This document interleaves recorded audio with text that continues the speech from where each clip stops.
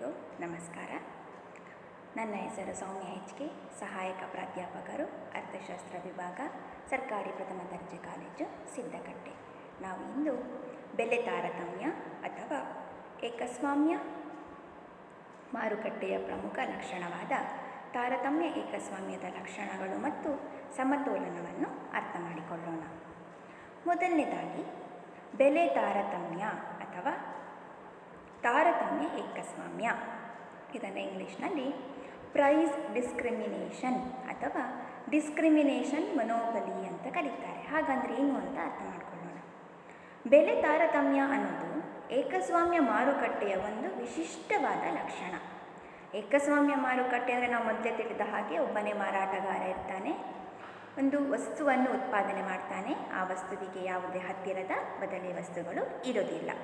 ಆತ ತನ್ನ ವಸ್ತುವಿನ ಉತ್ಪನ್ನ ಮತ್ತು ಬೆಲೆಯ ಮೇಲೆ ಸಂಪೂರ್ಣ ಹತೋಟಿಯನ್ನು ಸಾಧಿಸಿರ್ತಾನೆ.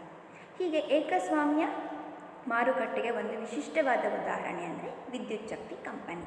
ಹೀಗೆ ಏಕಸ್ವಾಮ್ಯ ಮಾರುಕಟ್ಟೆಯ ಒಂದು ಲಕ್ಷಣವಾಗಿ ನಾವು ಬೆಲೆ ತಾರತಮ್ಯವನ್ನು ಅಧ್ಯಯನ ಮಾಡ್ತೇವೆ. ಹಾಗಿದ್ರೆ ಏಕಸ್ವಾಮ್ಯ ಮಾರಾಟಗಾರ ಬೆಲೆ ತಾರತಮ್ಯ ನೀತಿಯನ್ನು ಯಾಕೆ ಅನುಸರಿಸ್ತಾನೆ ಅಂದರೆ ಅದಕ್ಕೆ ಉತ್ತರ ಲಾಭದ ಪ್ರಮಾಣವನ್ನು ಹೆಚ್ಚಿಸಿಕೊಳ್ಳೋದು. ಏಕಸ್ವಾಮ್ಯ ಮಾರಾಟಗಾರನ ಪ್ರಮುಖ ಉದ್ದೇಶ ಲಾಭವಾಗಿರುತ್ತೆ. ಅದಕ್ಕಾಗಿ ಆತ ಏನು ಮಾಡ್ತಾನೆ ಅಂದರೆ ಬೆಲೆ ತಾರತಮ್ಯ ನೀತಿಯನ್ನು ಅನುಸರಿಸ್ತಾನೆ. ಜೊತೆಗೆ ಏಕಸ್ವಾಮ್ಯ ಮಾರಾಟಗಾರ ತನ್ನ ಗ್ರಾಹಕನು ಕೊಡಬಹುದಾದಂತಹ ಅವರವರ ಸಾಮರ್ಥ್ಯಕ್ಕೆ ಅನುಗುಣವಾಗಿ, ಅವರವರ ಆದಾಯಕ್ಕೆ ಅನುಗುಣವಾಗಿ ಬೆಲೆಯನ್ನು ನಿರ್ಧರಿಸ್ತಾನೆ. ಹೀಗೆ ಬೆಲೆ ತಾರತಮ್ಯ ಅನ್ನೋದು ಏಕಸ್ವಾಮ್ಯ ಮಾರುಕಟ್ಟೆಯ ಒಂದು ಲಕ್ಷಣ.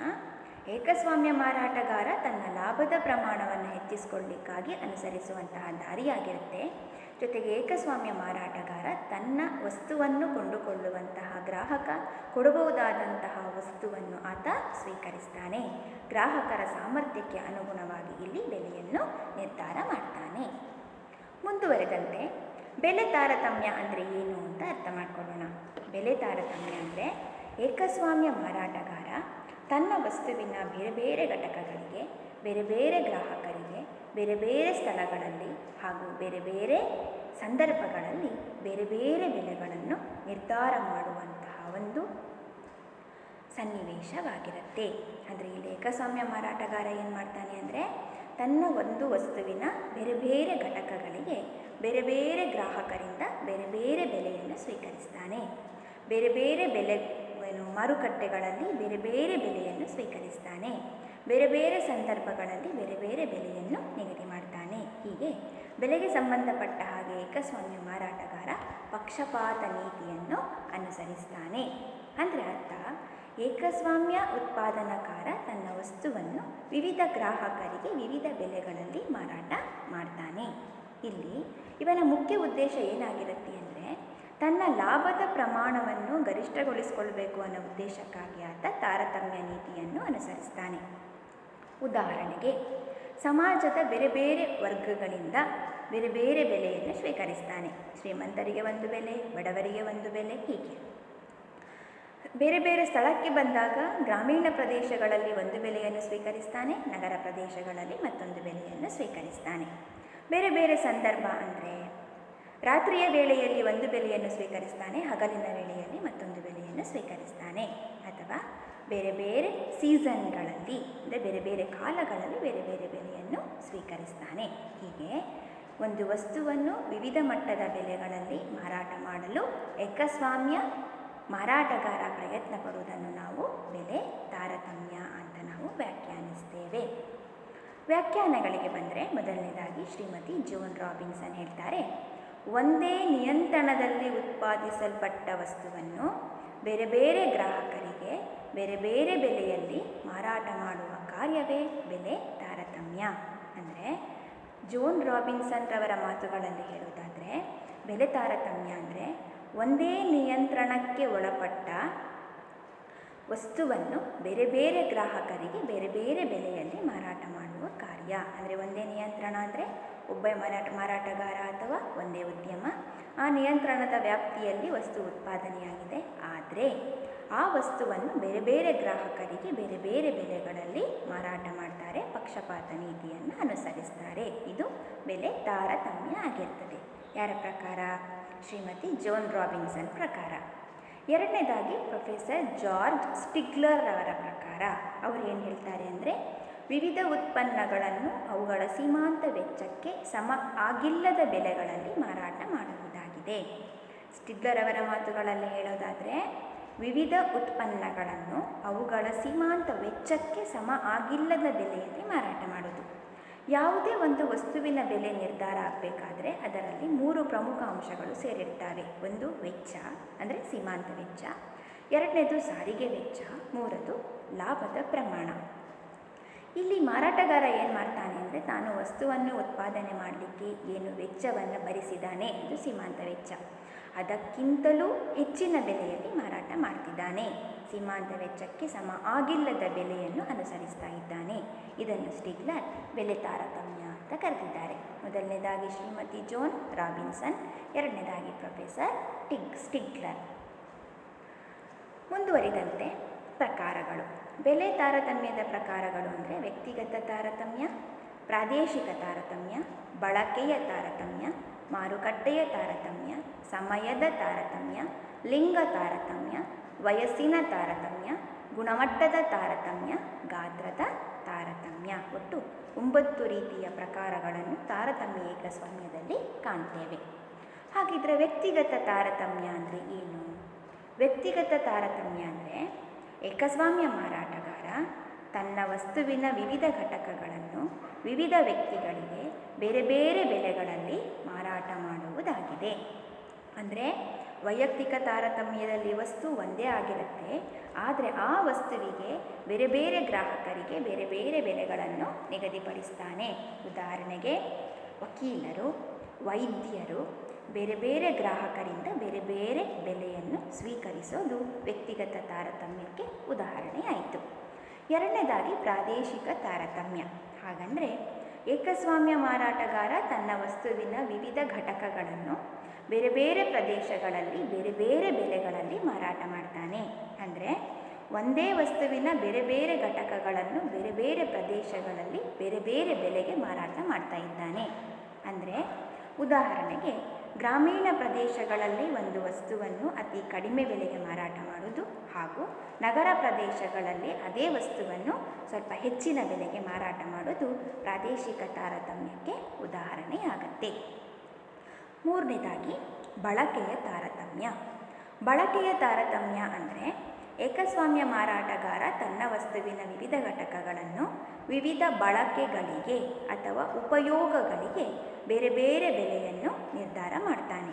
ಇಲ್ಲಿ ವಸ್ತು ಒಂದೇ ಆಗಿರುತ್ತೆ, ಆದರೆ ಒಂದೊಂದು ಉಪಯೋಗಕ್ಕೆ ಒಂದೊಂದು ಬೆಲೆಯನ್ನು ನಿರ್ಧಾರ ಮಾಡ್ತಾರೆ. ಉದಾಹರಣೆಗೆ ವಿದ್ಯುತ್ ಶಕ್ತಿಯನ್ನು ತೆಕ್ಕೊಂಡ್ರೆ ಗೃಹ ಬಳಕೆಗೆ ಒಂದು ಬೆಲೆಯನ್ನು ನಿಗದಿ ಮಾಡ್ತಾರೆ, ಕೈಗಾರಿಕಾ ಬಳಕೆಗೆ ಒಂದು ಬೆಲೆಯನ್ನು ನಿರ್ಧಾರ ಮಾಡ್ತಾರೆ, ವಾಣಿಜ್ಯ ಬಳಕೆಗೆ ಒಂದು ಬೆಲೆಯನ್ನು ನಿರ್ಧಾರ ಮಾಡ್ತಾರೆ. ಅದೇ ರೀತಿ LPG ಸಿಲಿಂಡರನ್ನು ತೆಕ್ಕೊಂಡ್ರೆ ಗೃಹ ಬಳಕೆಗೆ ಒಂದು ಬೆಲೆಯನ್ನು ನಿಗದಿ ಮಾಡ್ತಾರೆ ಹಾಗೂ ವಾಣಿಜ್ಯ ಬೆಲೆಗೆ ಉಪಯೋಗಕ್ಕೆ ಬೇರೆ ಬೆಲೆಯನ್ನು ನಿಗದಿ ಮಾಡ್ತಾರೆ. ಇದು ಬಳಕೆಯ ತಾರತಮ್ಯ. ನಾಲ್ಕನೇದಾಗಿ ಮಾರುಕಟ್ಟೆ ತಾರತಮ್ಯ. ಹಾಗಂದರೆ ಏಕಸ್ವಾಮ್ಯ ಮಾರಾಟಗಾರ ತನ್ನ ವಸ್ತುವಿನ ವಿವಿಧ ಘಟಕಗಳನ್ನು ವಿವಿಧ ಮಾರುಕಟ್ಟೆಗಳಲ್ಲಿ ವಿವಿಧ ಬೆಲೆಗಳಿಗೆ ಮಾರಾಟ ಮಾಡ್ತಾನೆ. ಹಾಗಂದರೆ ವಸ್ತು ಒಂದೇ ಆಗಿರುತ್ತೆ, ಆದರೆ ಬೇರೆ ಬೇರೆ ಮಾರುಕಟ್ಟೆಗಳಲ್ಲಿ ಬೇರೆ ಬೇರೆ ಬೆಲೆ ನಿಗದಿ ಮಾಡ್ತಾರೆ. ಉದಾಹರಣೆಗೆ ಹೇಳೋದಾದರೆ ಶ್ರೀಮಂತರು ವ್ಯವಹರಿಸುವಂತಹ ಮಾರುಕಟ್ಟೆಯಲ್ಲಿ ಹೆಚ್ಚು ಬೆಲೆಯನ್ನು ನಿಗದಿ ಮಾಡ್ತಾರೆ, ಬಡವರು ವ್ಯವಹರಿಸುವಂತಹ ಮಾರುಕಟ್ಟೆಯಲ್ಲಿ ಕಡಿಮೆ ಬೆಲೆಯನ್ನು ಮಾರಾಟ ಮಾಡ್ತಾರೆ. ಇದು ಮಾರುಕಟ್ಟೆಯ ತಾರತಮ್ಯ. ನೆಕ್ಸ್ಟು ಸಮಯದ ತಾರತಮ್ಯ.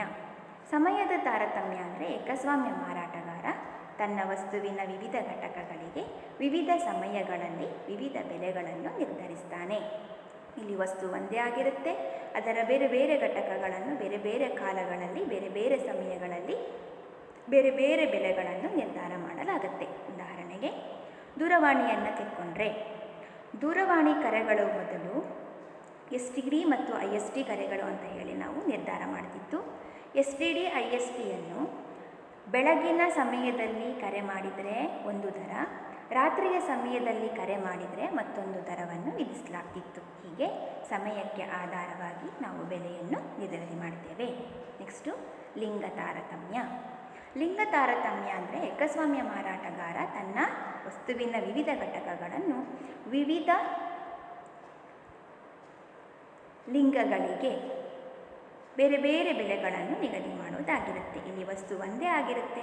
ಪುರುಷರು ಮತ್ತು ಮಹಿಳೆಯರಿಗೆ ಬೇರೆ ಬೇರೆ ಬೆಲೆಗಳನ್ನು ನಿರ್ಧಾರ ಮಾಡ್ತಾರೆ.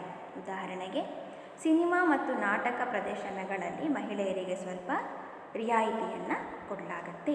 ಇದು ಲಿಂಗ ತಾರತಮ್ಯ.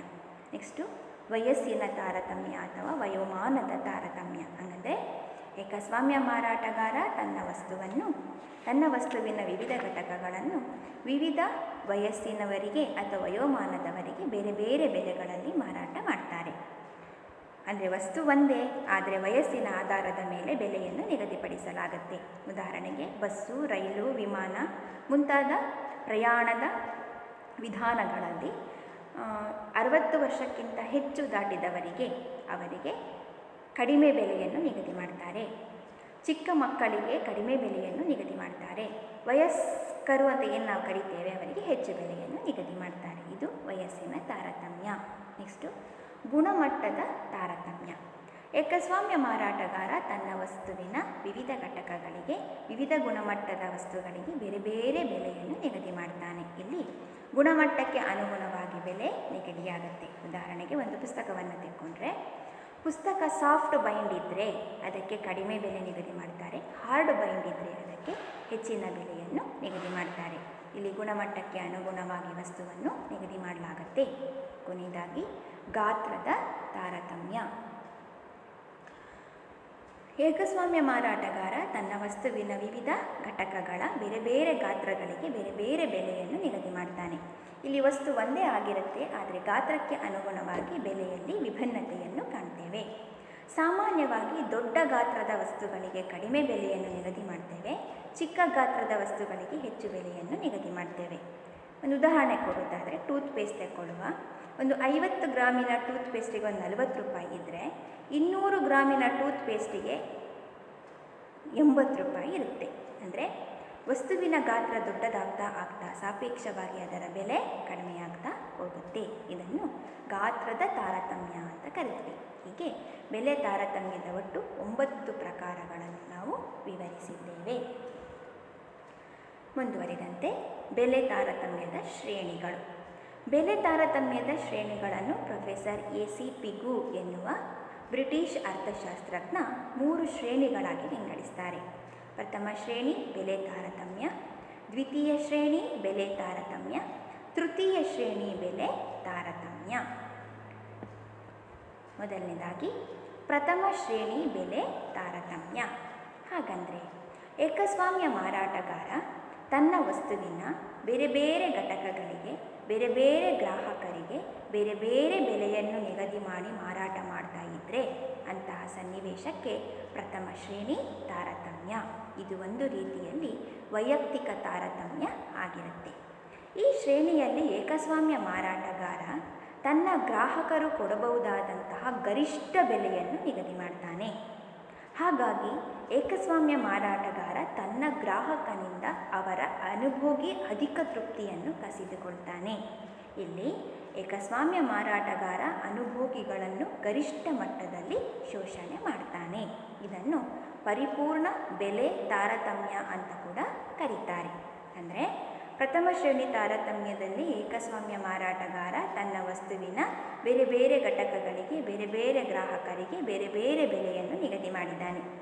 ಗ್ರಾಹಕರು ಕೊಡಬಹುದಾದಂತಹ ಗರಿಷ್ಠ ಬೆಲೆಯನ್ನು ನಿಗದಿಗೊಳಿಸಿದ್ದಾನೆ. ಗ್ರಾಹಕರ ಅನುಭೋಗಿ ಅಧಿಕ ತೃಪ್ತಿಯನ್ನು ತಾನೇ ಕಸಿದುಕೊಂಡಿದ್ದಾನೆ. ಜೊತೆಗೆ ಗ್ರಾಹಕರನ್ನು ಗರಿಷ್ಠ ಮಟ್ಟದಲ್ಲಿ ಶೋಷಣೆ ಮಾಡ್ತಾನೆ. ಇದನ್ನು ಪರಿಪೂರ್ಣ ಬೆಲೆ ತಾರತಮ್ಯ ಅಂತ ಕರೆದಿದ್ದೇವೆ. ಎರಡನೇದಾಗಿ ದ್ವಿತೀಯ ಶ್ರೇಣಿ ಬೆಲೆ ತಾರತಮ್ಯ.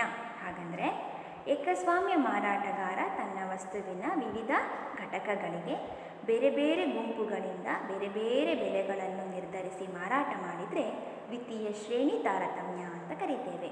ಇಲ್ಲಿ ಏಕಸ್ವಾಮ್ಯ ಮಾರಾಟಗಾರ ಏನು ಮಾಡ್ತಾನೆ ಅಂದರೆ ಇಲ್ಲಿ ಗ್ರಾಹಕರ ಗುಂಪುಗಳಾಗಿ ವಿಂಗಡಿಸ್ತಾನೆ. ಒಂದೊಂದು ಗುಂಪಿನಿಂದ ಒಂದೊಂದು ಬೆಲೆಯನ್ನು ನಿರ್ಧಾರ ಮಾಡ್ತಾನೆ. ಹೀಗೆ ಏಕಸ್ವಾಮ್ಯ ಮಾರಾಟಗಾರ ಬೇರೆ ಬೇರೆ ಗುಂಪುಗಳಿಗೆ ಬೇರೆ ಬೇರೆ ಬೆಲೆಯನ್ನು ನಿರ್ಧಾರ ಮಾಡಿದ್ದಾನೆ. ಇಲ್ಲಿ ಏಕಸ್ವಾಮ್ಯ ಮಾರಾಟಗಾರ ಗ್ರಾಹಕರು ಕೊಡಬಹುದಾದ ಕನಿಷ್ಠ ಬೆಲೆಯನ್ನು ನಿರ್ಧಾರ ಮಾಡ್ತಾನೆ. ಹಾಗಾಗಿ ಇಲ್ಲಿ ಅನುಭೋಗಿ ಅಧಿಕ ತೃಪ್ತಿ ಮಾರುವವರು ಮತ್ತು ಕೊಳ್ಳುವವರ ನಡುವೆ ವಿಂಗಡಣೆಯಾಗಿರುತ್ತೆ. ಸ್ವಲ್ಪ ಅನುಭೋಗಿ ಅಧಿಕ ತೃಪ್ತಿ ಗ್ರಾಹಕರು ಉಳಿಸ್ಕೊಳ್ತಾನೆ, ಸ್ವಲ್ಪ ಅನುಭೋಗಿ ಅಧಿಕ ತೃಪ್ತಿಯನ್ನು ಉತ್ಪಾದಕ ಪಡ್ಕೊಳ್ತಾನೆ, ಅದು ಕನಿಷ್ಠ ಬೆಲೆಯ ರೂಪದಲ್ಲಿ.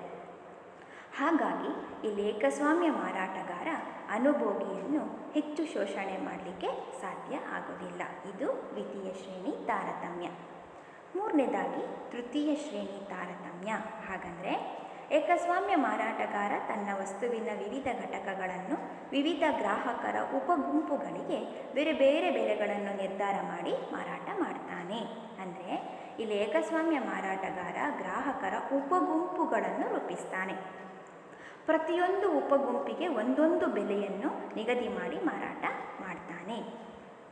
ಇಲ್ಲಿ ಸಹ ಪ್ರತಿಯೊಂದು ಉಪಗುಂಪಿನಿಂದ ಗ್ರಾಹಕರು ಕೊಡಬಹುದಾದ ಕನಿಷ್ಠ ಬೆಲೆಯನ್ನು ಇವ ನಿಗದಿ ಮಾಡ್ತಾನೆ. ಹಾಗಾಗಿ ಇಲ್ಲಿ ಅನುಭೋಗಿ ಅಧಿಕ ತೃಪ್ತಿ ಸಂಪೂರ್ಣವಾಗಿ ಗ್ರಾಹಕರಿಗೆ ಉಳಿದುಕೊಳ್ಳುತ್ತೆ. ಉತ್ಪಾದಕನು ಯಾವುದೇ ಅನುಭೋಗಿ ಅಧಿಕ ತೃಪ್ತಿಯನ್ನು ಪಡ್ಕೊಳ್ಳಿಕ್ಕೆ ಸಾಧ್ಯ ಇಲ್ಲ.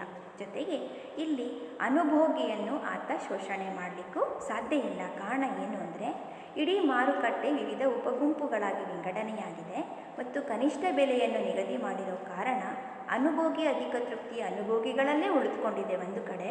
ಮತ್ತೊಂದು ಕಡೆ ಇಲ್ಲಿ ಯಾವುದೇ ಕಾರಣಕ್ಕೂ ಏಕಸ್ವಾಮ್ಯ ಮಾರಾಟಗಾರ ಅನುಭೋಗಿಗಳನ್ನು ಶೋಷಣೆ ಮಾಡಲಿಕ್ಕೆ ಸಾಧ್ಯ ಇಲ್ಲ.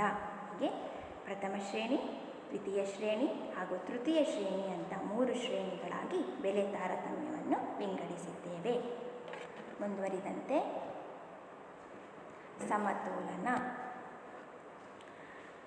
ಏಕಸ್ವಾಮ್ಯ ಮಾರುಕಟ್ಟೆ, ಪರಿಪೂರ್ಣ ಪೈಪೋಟಿ ಮಾರುಕಟ್ಟೆಯಲ್ಲಿ ಸಮತೋಲನ ಅಥವಾ ಬೆಲೆ ಉತ್ಪನ್ನವನ್ನು ನಿರ್ಧಾರ ಮಾಡಿದ ಹಾಗೆ ಬೆಲೆ ತಾರತಮ್ಯ ಅಥವಾ ತಾರತಮ್ಯ ಏಕಸ್ವಾಮ್ಯದಲ್ಲಿಯೂ ಕೂಡ ನಾವು ಸಮತೋಲನ ಬೆಲೆ ಮತ್ತು ಉತ್ಪನ್ನವನ್ನು ನಿರ್ಧರಿಸಬಹುದು. ಏಕಸ್ವಾಮ್ಯ ಮಾರಾಟಗಾರ ಗರಿಷ್ಠ ಲಾಭ ಪಡೆಯುವಂತಹ ಬಿಂದುವಿನಲ್ಲಿ ಸಮತೋಲನವನ್ನು ಸಾಧಿಸ್ತಾನೆ. ಅದಕ್ಕಾಗಿ ಆತ ಏನು ಮಾಡ್ತಾನೆ? ಇಡೀ ಮಾರುಕಟ್ಟೆಯನ್ನು ವಿವಿಧ ಗುಂಪುಗಳಾಗಿ ವಿಂಗಡಿಸ್ತಾನೆ. ತನ್ನ ವಸ್ತುವಿನ ಬೆಲೆ ಮತ್ತು ವಸ್ತುವನ್ನು ವಿವಿಧ ಮಾರುಕಟ್ಟೆಗಳಲ್ಲಿ ಮಾರಾಟ ಮಾಡಬೇಕು. ಅದಕ್ಕಾಗಿ ಇಡೀ ಮಾರುಕಟ್ಟೆಯನ್ನು ಬೇರೆ ಬೇರೆ ಗುಂಪುಗಳಾಗಿ ವಿಂಗಡಿಸ್ತಾನೆ. ಹೇಗೆ ವಿಂಗಡಣೆ ಮಾಡ್ತಾನೆ ಅಂದರೆ ಬೇಡಿಕೆ ಸ್ಥಿತಿಸ್ಥಾಪಕತೆಯ ಆಧಾರದ ಮೇಲೆ ಮಾರುಕಟ್ಟೆಗಳನ್ನು ವಿಂಗಡಣೆ ಮಾಡ್ತಾ ಹೋಗ್ತಾನೆ. ಕಡಿಮೆ ಬೇಡಿಕೆ ಸ್ಥಿತಿಸ್ಥಾಪಕತೆ ಇರುವಂತಹ ಮಾರುಕಟ್ಟೆಯಲ್ಲಿ ಏಕಸ್ವಾಮ್ಯ ಮಾರಾಟಗಾರ ಹೆಚ್ಚು ಬೆಲೆಯನ್ನು ನಿರ್ಧಾರ ಮಾಡ್ತಾನೆ. ಹಾಗೂ ಹೆಚ್ಚು ಬೇಡಿಕೆ ಸ್ಥಿತಿಸ್ಥಾಪಕತೆ ಇರುವಂತಹ ಮಾರುಕಟ್ಟೆಯಲ್ಲಿ ಕಡಿಮೆ ಬೆಲೆಯನ್ನು ನಿಗದಿ ಮಾಡ್ತಾನೆ. ಸ್ಥಿತಿಸ್ಥಾಪಕತೆ ಅಂದರೆ ಏನು? ಬೆಲೆಯಲ್ಲಿ ಬದಲಾವಣೆಯಾದ ಹಾಗೆ ಬೇಡಿಕೆಯಲ್ಲಿನ ಪ್ರತಿಕ್ರಿಯೆ. ಬೆಲೆ ಬದಲಾವಣೆಯಾದಾಗ ಗ್ರಾಹಕರು ಅದಕ್ಕೆ ಹೇಗೆ ಪ್ರತಿಕ್ರಿಯೆ ಕೊಡ್ತಾರೆ ಅನ್ನೋದು ಸ್ಥಿತಿಸ್ಥಾಪಕತೆಯಾಗಿರುತ್ತೆ. ಯಾವ ಮಾರುಕಟ್ಟೆಯಲ್ಲಿ ಬೆಲೆ ಬದಲಾದರೂ ಗ್ರಾಹಕರು ಹೆಚ್ಚು ಪ್ರತಿಕ್ರಿಯೆ ಕೊಡೋದಿಲ್ವೋ ಅದು ಕಡಿಮೆ ಸ್ಥಿತಿಸ್ಥಾಪಕತೆ. ಯಾವ ಮಾರುಕಟ್ಟೆಯಲ್ಲಿ ಬೆಲೆ ಸ್ವಲ್ಪ ಬದಲಾದ ಕೂಡಲೇ ಗ್ರಾಹಕರು ಹೆಚ್ಚು ಪ್ರತಿಕ್ರಿಯಿಸ್ತಾರೋ ಅದು ಹೆಚ್ಚಿನ ಸ್ಥಿತಿಸ್ಥಾಪಕತೆ. ಇಲ್ಲಿ ಏಕಸ್ವಾಮ್ಯ ಮಾರಾಟಗಾರ ಏನು ಮಾಡ್ತಾನೆ ಅಂದರೆ ಕಡಿಮೆ ಸ್ಥಿತಿಸ್ಥಾಪಕತೆ ಇರುವಂತಹ ಮಾರುಕಟ್ಟೆಯಲ್ಲಿ ಹೆಚ್ಚು ಬೆಲೆಯನ್ನು ನಿಗದಿ ಮಾಡ್ತಾನೆ. ಹಾಗೂ ಹೆಚ್ಚು ಸ್ಥಿತಿಸ್ಥಾಪಕತೆ ಇರುವಂತಹ ಮಾರುಕಟ್ಟೆಯಲ್ಲಿ ಬೆಲೆ ಕಡಿಮೆ ನಿಗದಿ ಮಾಡ್ತಾನೆ. ಹಾಗೆ ಏಕಸ್ವಾಮ್ಯ ಮಾರಾಟಗಾರ ಬೆಲೆ ತಾರತಮ್ಯದಲ್ಲಿ ಸಮತೋಲನವನ್ನು ಸಾಧಿಸ್ತಾನೆ. ಅದನ್ನು ನಾವು ಈ ರೇಖಾಚಿತ್ರದಲ್ಲಿ ಅರ್ಥ ಮಾಡಿಕೊಳ್ಬೋದು. ಒಟ್ಟು ಮಾರುಕಟ್ಟೆ ಅನ್ನು 2 ಭಾಗಗಳಾಗಿ ವಿಂಗಡಿಸಿದ್ದೇವೆ. ಮಾರುಕಟ್ಟೆ ಎ, ಮಾರುಕಟ್ಟೆ ಬಿ. ಮಾರುಕಟ್ಟೆ ಎ ಕಡಿಮೆ ಸ್ಥಿತಿಸ್ಥಾಪಕತೆ ಹೊಂದಿರುವಂಥ ಮಾರುಕಟ್ಟೆ. ಅಂದರೆ ಇಲ್ಲಿ ಬೆಲೆ ಬದಲಾವಣೆಗೆ ಗ್ರಾಹಕರು ಕಡಿಮೆ ಪ್ರತಿಕ್ರಿಯೆಯನ್ನು ಕೊಡ್ತಾರೆ. ಬಿ ಮಾರುಕಟ್ಟೆ ಹೆಚ್ಚು ಸ್ಥಿತಿಸ್ಥಾಪಕತೆಯನ್ನು ಹೊಂದಿರುವಂಥ ಮಾರುಕಟ್ಟೆ. ಇಲ್ಲಿ ಗ್ರಾಹಕರು ಬೆಲೆಯಲ್ಲಿ ಸ್ವಲ್ಪ ಬದಲಾವಣೆ ಆದರೂ ಹೆಚ್ಚು ಪ್ರತಿಕ್ರಿಯೆಯನ್ನು ಕೊಡ್ತಾರೆ. ಹಾಗೂ ಒಟ್ಟು ಮಾರುಕಟ್ಟೆ ಅಂದರೆ ಎ ಮತ್ತು ಬಿ ಮಾರುಕಟ್ಟೆಗಳ ಸಮ್ಮಿಲನ. ಎರಡನ್ನು ಒಟ್ಟುಗೂಡಿಸಿದಾಗ ಒಟ್ಟು ಮಾರುಕಟ್ಟೆ ನಿಗದಿಯಾಗುತ್ತೆ. ಈಗ ಎ ಮಾರುಕಟ್ಟೆಯನ್ನು ನೋಡಿದರೆ D1 ಅನ್ನೋದು ಎ ಮಾರುಕಟ್ಟೆಯ ಬೇಡಿಕೆ ರೇಖೆ. ಅದನ್ನು ಸರಾಸರಿ ಆದಾಯದ ರೇಖೆ ಅಂತ ಕರೀತಾರೆ. MR1 ಎ ಮಾರುಕಟ್ಟೆಯ ಸೀಮಾಂತ ಆದಾಯದ ರೇಖೆ.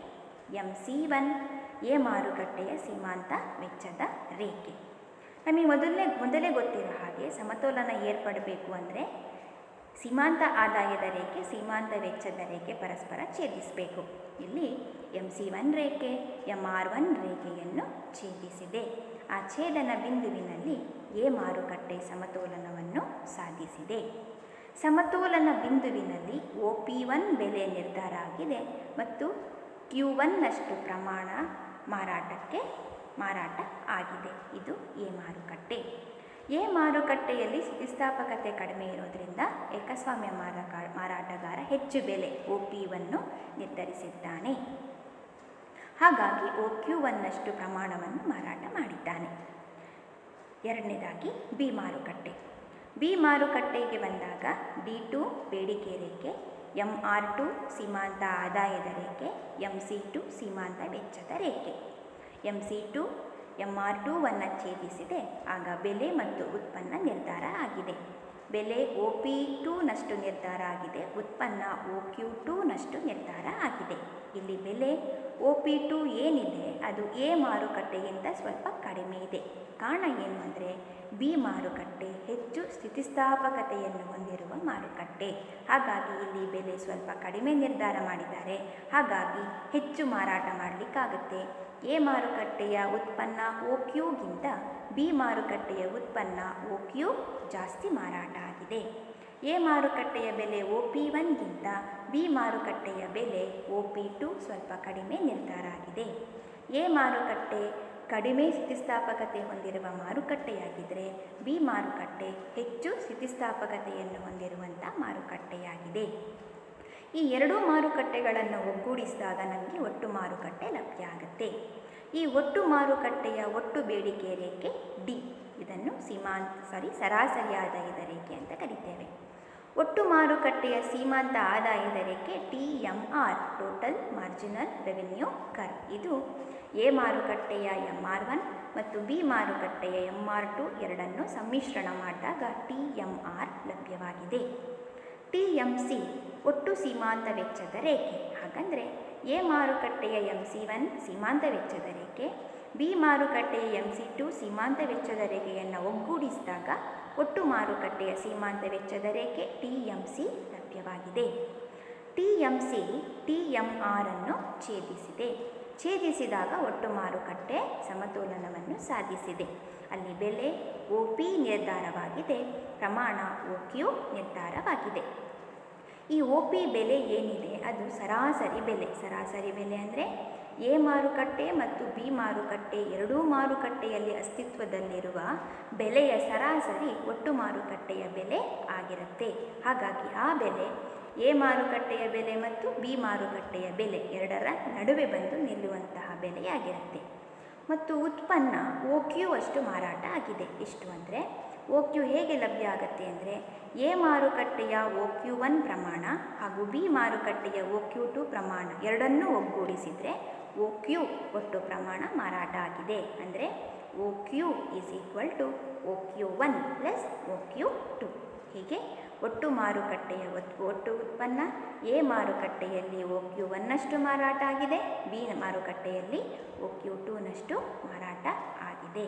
ಹೀಗೆ ಏಕಸ್ವಾಮ್ಯ ಮಾರಾಟಗಾರ ತನ್ನ ಉತ್ಪನ್ನವನ್ನು ಸ್ಥಿತಿಸ್ಥಾಪಕತೆಯ ಆಧಾರದ ಮೇಲೆ ಬೇರೆ ಬೇರೆ ಮಾರುಕಟ್ಟೆಗಳಲ್ಲಿ ಬೇರೆ ಬೇರೆ ಬೆಲೆಗಳನ್ನು ನಿರ್ಧಾರ ಮಾಡಿ ಮಾರಾಟ ಮಾಡ್ತಾನೆ, ಲಾಭವನ್ನು ಗಳಿಸಿದ್ದಾನೆ, ಸಮತೋಲನವನ್ನು ಸಾಧಿಸಿದ್ದಾನೆ. ಹಾಗಿದ್ರೆ ಸಮತೋಲನ ಸಾಧಿಸಲಿಕ್ಕೆ ಯಾವುದೆಲ್ಲ ಷರತ್ತುಗಳಿವೆ? ಎರಡು ಪ್ರಮುಖವಾಗಿ ಷರತ್ತುಗಳು. ಒಂದು, ಪ್ರತಿಯೊಂದು ಉಪಮಾರುಕಟ್ಟೆಯಲ್ಲಿ ಸೀಮಾಂತ ಆದಾಯವು ಒಂದೇ ಆಗಿರಬೇಕು. ಎರಡು ಉಪಮಾರುಕಟ್ಟೆಗಳನ್ನು ಸೂಚಿಸಿದ್ದೇವೆ, ಮಾರುಕಟ್ಟೆ ಎ, ಮಾರುಕಟ್ಟೆ ಬಿ. ನೋಡಿ, ಎ ಮಾರುಕಟ್ಟೆಯಲ್ಲಿ MR1 ಸೀಮಾಂತ ಆದಾಯದ ರೇಖೆ, ಬಿ ಮಾರುಕಟ್ಟೆಯಲ್ಲಿ MR2 ಸೀಮಾಂತ ಆದಾಯದ ರೇಖೆ. ಎರಡೂ ಉಪಮಾರುಕಟ್ಟೆಗಳಲ್ಲಿ ಸೀಮಾಂತ ಆದಾಯವು ಒಂದೇ ಆಗಿದೆ, ಒಂದೇ ಹರಿವನ್ನು ಪಡೆದಿದೆ. ಎರಡನೇದಾಗಿ, ಒಟ್ಟು ಮಾರುಕಟ್ಟೆಯ ಸೀಮಾಂತ ವೆಚ್ಚ ಎಲ್ಲ ಮಾರುಕಟ್ಟೆಗಳ ಸೀಮಾಂತ ಆದಾಯಕ್ಕೆ ಸಮನಾಗಿದೆ. ಅಂದರೆ ನಾವೇನು ಒಟ್ಟು ಮಾರುಕಟ್ಟೆಯ ಸೀಮಾಂತ ವೆಚ್ಚ TMC ಪಡ್ಕೊಂಡಿದ್ದೇವೆ ಅದು ಎರಡೂ ಉಪಮಾರುಕಟ್ಟೆಗಳ ಸೀಮಾಂತ ಆದಾಯಕ್ಕೆ ಸಮ ಆಗಿರಬೇಕು. ಹಾಗಾಗಿ ಸಮತೋಲನ ಬಿಂದುವಿನಲ್ಲಿ MRMCಗೆ ಸಮ ಆಗಿರಬೇಕು. ಅಂದರೆ ಸೀಮಾಂತ ಆದಾಯ ಸೀಮಾಂತ ವೆಚ್ಚಕ್ಕೆ ಸಮವಾಗಿರಬೇಕು. ಈ ಎರಡು ಷರತ್ತುಗಳ ಪೂರೈಕೆಯಾದರೆ ಬೆಲೆ ತಾರತಮ್ಯದಲ್ಲಿ ಏಕಸ್ವಾಮ್ಯ ಮಾರಾಟಗಾರ ಸಮತೋಲನವನ್ನು ಸಾಧಿಸ್ತಾನೆ. ಮುಂದುವರೆದು ಬೆಲೆ ತಾರತಮ್ಯದ ನಿರ್ಧಾರಕಗಳು. ಬೆಲೆ ತಾರತಮ್ಯದ ಮೇಲೆ ಪ್ರಭಾವ ಬೀರುವಂಥ ಅಂಶಗಳು ಯಾವುದೆಲ್ಲ? ಬೇಡಿಕೆ ಸ್ಥಿತಿಸ್ಥಾಪಕತೆಯಲ್ಲಿನ ವ್ಯತ್ಯಾಸ, ಗ್ರಾಹಕರ ವಿಂಗಡಣೆ, ಮಾರುಕಟ್ಟೆ ವಿಂಗಡಣೆ, ವಸ್ತುವಿನ ವಿಭಜನೆ ಮತ್ತು ಡಂಪಿಂಗ್. ಈ ಅಂಶಗಳು ಬೆಲೆ ತಾರತಮ್ಯಕ್ಕೆ ಪುಷ್ಟಿ ನೀಡ್ತವೆ, ಬೆಲೆ ತಾರತಮ್ಯದ ಮೇಲೆ ಪ್ರಭಾವವನ್ನು ಬೀರ್ತವೆ. ಹಾಗಾಗಿ ಇವುಗಳನ್ನು ಬೆಲೆ ತಾರತಮ್ಯದ ನಿರ್ಧಾರಕಗಳು ಅಂತ ಕರೀತೇವೆ. ಮೊದಲನೇದಾಗಿ ಬೇಡಿಕೆ ಸ್ಥಿತಿಸ್ಥಾಪಕತೆಯಲ್ಲಿನ ವ್ಯತ್ಯಾಸ. ಬೆಲೆ ತಾರತಮ್ಯ ಯಶಸ್ವಿಯಾಗಬೇಕಾದ್ರೆ ವಸ್ತುವಿನ ಬೇಡಿಕೆ ಸ್ಥಿತಿಸ್ಥಾಪಕತೆಯಲ್ಲಿ ವ್ಯತ್ಯಾಸ ಇರಬೇಕು. ಅಂದರೆ ಬೇಡಿಕೆ ಸ್ಥಿತಿಸ್ಥಾಪಕತೆ ಬೇರೆ ಬೇರೆ ಮಾರುಕಟ್ಟೆಗಳಲ್ಲಿ ಬೇರೆ ಬೇರೆ ಆಗಿದ್ದಾಗ ಮಾತ್ರ ಬೆಲೆ ತಾರತಮ್ಯ ಯಶಸ್ವಿಯಾಗುತ್ತೆ. ಯಾವ ಮಾರುಕಟ್ಟೆಯಲ್ಲಿ ಬೇಡಿಕೆ ಸ್ಥಿತಿಸ್ಥಾಪಕತೆ ಹೆಚ್ಚಿರುತ್ತೋ ಅಲ್ಲಿ ನಾವು ಕಡಿಮೆ ಬೆಲೆಯನ್ನು ನಿಗದಿ ಮಾಡ್ತೇವೆ. ಯಾವ ಮಾರುಕಟ್ಟೆಯಲ್ಲಿ ಬೇಡಿಕೆ ಸ್ಥಿತಿಸ್ಥಾಪಕತೆ ಕಡಿಮೆ ಇರುತ್ತೋ ಅಲ್ಲಿ ನಾವು ಹೆಚ್ಚು ಬೆಲೆಯನ್ನು ನಿಗದಿ ಮಾಡ್ತೇವೆ. ಹೀಗೆ ಬೇಡಿಕೆ ಸ್ಥಿತಿಸ್ಥಾಪಕತೆಯಲ್ಲಿ ವ್ಯತ್ಯಾಸ ಇದ್ದಾಗ ಮಾತ್ರ ನಾವು ಬೆಲೆಯನ್ನು ನಿಗದಿ ಮಾಡಿ ತಾರತಮ್ಯತೆಯನ್ನು ತೋರಿ ಲಾಭ ಮಾಡಿಕೊಳ್ಳಲಿಕ್ಕೆ ಸಾಧ್ಯ ಆಗುತ್ತೆ. ಇದು ಒಂದು. ಎರಡನೇದಾಗಿ ಮಾರುಕಟ್ಟೆಯಲ್ಲಿ ಗ್ರಾಹಕರನ್ನು ವಿಂಗಡಣೆ ಮಾಡಲಿಕ್ಕೆ ಬರಬೇಕು. ಅಂದರೆ ಗ್ರಾಹಕರನ್ನು ವಿವಿಧ ಗುಂಪುಗಳಾಗಿ ವಿವಿಧ ಉಪಗುಂಪುಗಳಾಗಿ ವಿಂಗಡಣೆ ಮಾಡಿದರೆ ಮಾತ್ರ ಬೆಲೆ ತಾರತಮ್ಯ ಯಶಸ್ವಿಯಾಗತ್ತೆ. ಹೀಗೆ ಬೇರೆ ಬೇರೆ ಗುಂಪುಗಳಿಗೆ ಬೇರೆ ಬೇರೆ ಉಪಗುಂಪುಗಳಿಗೆ ಬೇರೆ ಬೇರೆ ಬೆಲೆಯನ್ನು ನಿಗದಿ ಮಾಡಿದಾಗ ಮಾತ್ರ ಬೆಲೆ ತಾರತಮ್ಯ ಯಶಸ್ವಿಯಾಗತ್ತೆ. ಇದು ಎರಡನೇ ನಿರ್ಧಾರಕ. ಮೂರನೇದಾಗಿ ಮಾರುಕಟ್ಟೆ ವಿಂಗಡಣೆ. ಮಾರುಕಟ್ಟೆಯನ್ನು ವಿವಿಧ ಭಾಗಗಳಾಗಿ ವಿಂಗಡಣೆ ಮಾಡಲಿಕ್ಕೆ ಬಂದರೆ ಮಾತ್ರ ಬೆಲೆ ತಾರತಮ್ಯ ಯಶಸ್ವಿಯಾಗತ್ತೆ. ಅಂದರೆ ಮಾರುಕಟ್ಟೆಯನ್ನು ವಿವಿಧ ಉಪ ಮಾರುಕಟ್ಟೆಗಳಾಗಿ ವಿಂಗಡಿಸಿ ಒಂದೊಂದು ಮಾರುಕಟ್ಟೆಯಲ್ಲಿ ಒಂದೊಂದು ಬೆಲೆಯನ್ನು ನಿಗದಿಪಡಿಸಿದಾಗ ಮಾತ್ರ ಬೆಲೆಯಲ್ಲಿ ನಾವು ತಾರತಮ್ಯ ಧೋರಣೆಯನ್ನು ತೋರಲಿಕ್ಕೆ ಸಾಧ್ಯ. ನಾಲ್ಕನೇದಾಗಿ ವಸ್ತುವಿನ ವಿಭಜನೆ. ವಸ್ತುಗಳನ್ನು ಬೇರೆ ಬೇರೆ ಘಟಕಗಳಾಗಿ ಅಥವಾ ಗುಣಮಟ್ಟದ ಆಧಾರದ ಮೇಲೆ, ಗಾತ್ರದ ಆಧಾರದ ಮೇಲೆ, ಪ್ರಮಾಣದ ಆಧಾರದ ಮೇಲೆ ವಿಭಜಿಸಿ ಮಾರಾಟ ಮಾಡಲಿಕ್ಕೆ ಬಂದರೆ ಮಾತ್ರ ತಾರತಮ್ಯ ಏಕಸ್ವಾಮ್ಯ ಯಶಸ್ವಿಯಾಗತ್ತೆ ಮತ್ತು ಏಕಸ್ವಾಮ್ಯ ಮಾರಾಟಗಾರ ಲಾಭವನ್ನು ಪಡ್ಕೊಳ್ಬೋದು. ಕೊನೆಯದಾಗಿ ಡಂಪಿಂಗ್. ಡಂಪಿಂಗ್ ಅನ್ನೋದು ಒಂದು ಅಂತಾರಾಷ್ಟ್ರೀಯ ವ್ಯಾಪಾರದ ಪರಿಕಲ್ಪನೆ. ಡಂಪಿಂಗ್ ಅಂದರೆ ಅಂತಾರಾಷ್ಟ್ರೀಯ ಬೆಲೆ ತಾರತಮ್ಯ ಅಂತ ಅರ್ಥ. ಹಾಗಂದರೆ ಒಂದು ವಸ್ತುವನ್ನು ದೇಶೀಯ ಮಾರುಕಟ್ಟೆಯಲ್ಲಿ ಒಂದು ಬೆಲೆಗೆ, ವಿದೇಶಿ ಮಾರುಕಟ್ಟೆಯಲ್ಲಿ ಒಂದು ಬೆಲೆಗೆ ಮಾರಾಟ ಮಾಡ್ತೇವೆ. ಅಂದರೆ ದೇಶೀಯ ಮಾರುಕಟ್ಟೆಯಲ್ಲಿ ಹೆಚ್ಚು ಬೆಲೆಗೆ ಮಾರ್ತೇವೆ, ವಿದೇಶಿ ಮಾರುಕಟ್ಟೆಯಲ್ಲಿ ಕಡಿಮೆ ಬೆಲೆಗೆ ಮಾರ್ತೇವೆ. ಕಾರಣ ಏನು ಅಂದರೆ ವಿದೇಶಿ ಮಾರುಕಟ್ಟೆಯನ್ನು ವಶಪಡಿಸಿಕೊಳ್ಳುವ ಉದ್ದೇಶದಿಂದ ಕಡಿಮೆ ಬೆಲೆ ನಿರ್ಧಾರ ಮಾಡ್ತೇವೆ ಮತ್ತು ವಿದೇಶಿ ಮಾರುಕಟ್ಟೆಯಲ್ಲಿ ಏನಾದರೂ ನಷ್ಟ ಉಂಟಾದರೆ ಅದನ್ನು ದೇಶೀಯ ಮಾರುಕಟ್ಟೆಯಲ್ಲಿ ಸರಿದೂಗಿಸಿಕೊಳ್ಳುವ ಉದ್ದೇಶದಿಂದ ದೇಶೀಯ ಮಾರುಕಟ್ಟೆಯಲ್ಲಿ ಹೆಚ್ಚು ಬೆಲೆಗೆ ಮಾರಾಟ ಮಾಡ್ತೇವೆ. ಹಾಗಾಗಿ ಡಂಪಿಂಗ್ ಅನ್ನೋದು ಬೆಲೆ ತಾರತಮ್ಯದ ಒಂದು ಅಂತಾರಾಷ್ಟ್ರೀಯ ವಿಸ್ತರಣೆಯಾಗಿದೆ. ಹೀಗೆ ಬೆಲೆ ತಾರತಮ್ಯದ ಮೇಲೆ 5 ಅಂಶಗಳು ನಿರ್ಧಾರ ಮಾಡ್ತು. ಬೇಡಿಕೆ ಸ್ಥಿತಿಸ್ಥಾಪಕತೆಯಲ್ಲಿನ ವ್ಯತ್ಯಾಸ, ಗ್ರಾಹಕರ ವಿಂಗಡಣೆ, ಮಾರುಕಟ್ಟೆ ವಿಂಗಡಣೆ, ವಸ್ತುವಿನ ವಿಭಜನೆ ಮತ್ತು ಡಂಪಿಂಗ್. ಹೀಗೆ ನಾವು ಈ ಅಧ್ಯಾಯದಲ್ಲಿ ಬೆಲೆ ತಾರತಮ್ಯವನ್ನು ಕುರಿತು ಅಧ್ಯಯನ ಮಾಡಿದ್ದೇವೆ. ಧನ್ಯವಾದಗಳು.